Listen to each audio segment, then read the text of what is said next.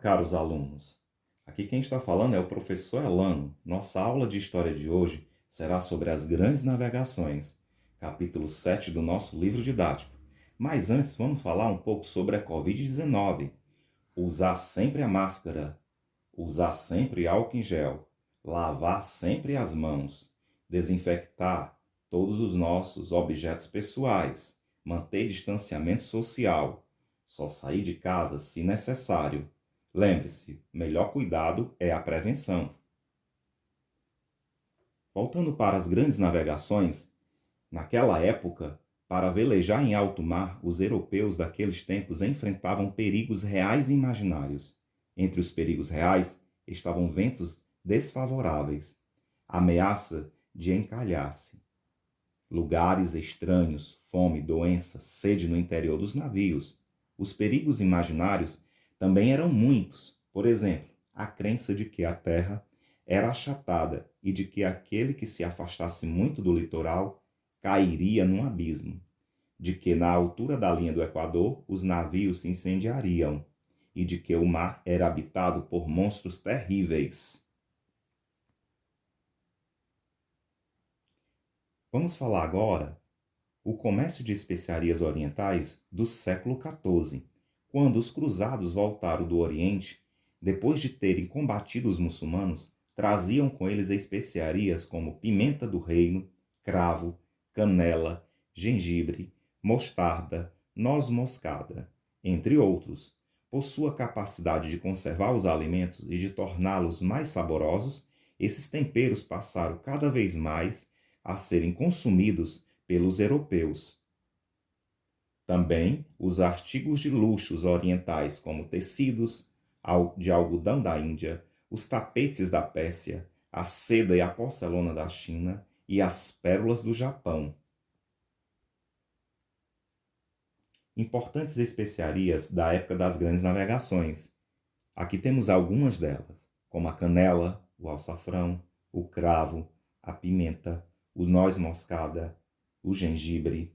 Essas eram as principais especiarias na época do Oriente e que os europeus passaram a consumir. Outro ponto a ser lembrado, Portugal, o primeiro nas grandes navegações. Uma das perguntas que pode nos vir nesse momento é o que levou Portugal a ser o pioneiro, a ser o primeiro país a realizar as grandes navegações. Bom, aqui nós temos alguns pontos a serem estudados. O primeiro é a centralização do poder, ou seja, Portugal foi o primeiro país da Europa a possuir uma monarquia centralizada, ou seja, o poder absoluto nas mãos do rei. Outro ponto foi a Revolução de Aves. Essa revolução aconteceu em 1383. Aproveitando-se da morte do rei de Portugal, o rei de Castela tentou ocupar o trono português, mas o povo de Portugal, liderado pela burguesia, resistiu e venceu os castelanos na Revolução de Aves. Outro ponto é a experiência da navegação em mar aberto. Os portugueses adquiriram essa experiência praticando a pesca em alto mar, como a sardinha, o bacalhau, o atum e a baleia. O outro ponto, o desenvolvimento de técnicas e conhecimentos necessários à navegação. Os portugueses aperfeiçoaram mapas, adaptaram a bússola e as embarcações e inventaram a caravela.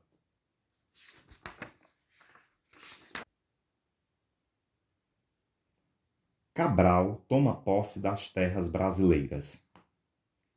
Essa esquadra era comandada por o 9 Pedro Álvares Cabral. Partiu de Lisboa em 9 de março de 1500.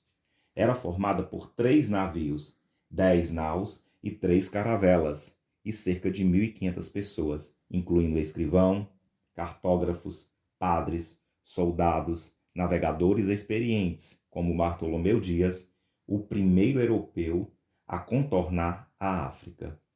Então, caros alunos, esse Cabral saiu de Portugal para o Brasil e, ao chegar no litoral brasileiro, ele encontrou vários índios, né? O Brasil, ele, na época, possuía várias tribos indígenas, com linguagens, costumes diferentes. E essa vinda a Cabral ao Brasil, ela teve o intuito de uma colonização, que isso em breve vocês irão ver.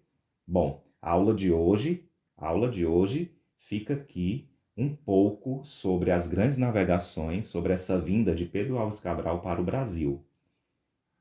Um bom estudo, um excelente estudo a todos e até a próxima aula.